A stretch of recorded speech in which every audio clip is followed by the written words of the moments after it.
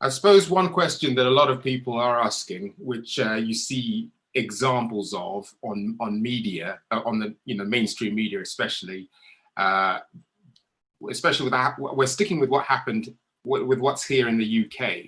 Yeah. But what's here in the UK at the moment has been triggered, if you like, by what's happened in the States in recent months.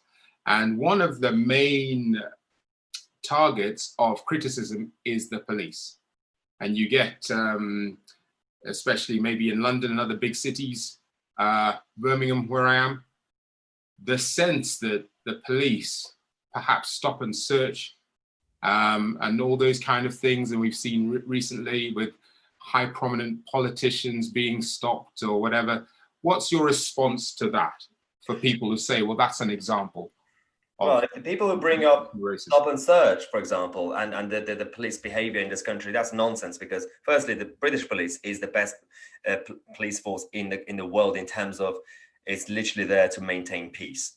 And up to a point where sometimes we criticize them, the people who are pro law and order, for being too soft. And sometimes they actually, they try to act as if we have a police state. We saw what happened during the lockdown when they were using their drones, and that was like a desperate attempt by the police to have a nanny state. But that's the best they could do. In terms of stop and search, firstly, this is a method that we know it works, and we know we have already improved it since we first developed it years ago. When it first came out, we needed some reform, and we did it. The fact that the police and the government did reform it, that means it's not institutional racist. They listen to the concerns. Secondly, 20% of stop and search, obviously, incidents lead to arrest. This is again coming from the Met Police as well. You could find out, obviously, I'll send a link on Twitter as well for everybody to see. One issue is the people who claim that stop and search is racist. No, because you have to understand how stop and search actually works.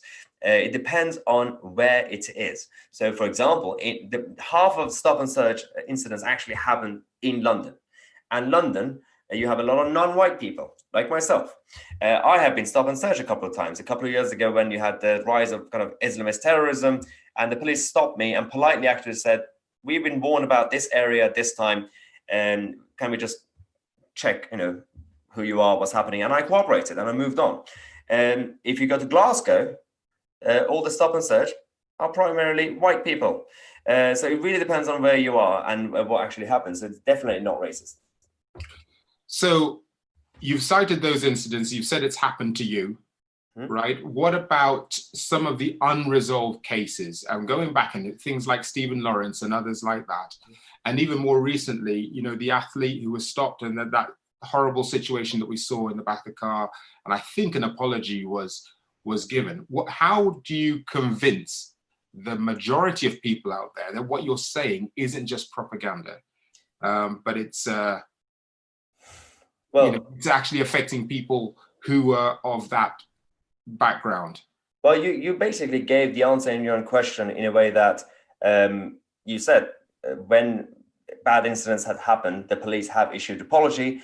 When things like Stephen Lawrence and other incidents happen historically, the police, after the inquest and inquiries, they've reformed the system. And also, if there were individuals who were, not a good egg, they got kind of obviously dealt with. The fact that we are able to do this in this country, the fact that we live in a free country that is able to learn from mistakes and reform it and evolve it, that means we are not institutionally racist. We're not saying this is no country, no nation or culture is perfect, no system is perfect. But this is about the fact that if this was systemically a messed up country, then the system and institutions would have had all these cover-ups and never had any reforms.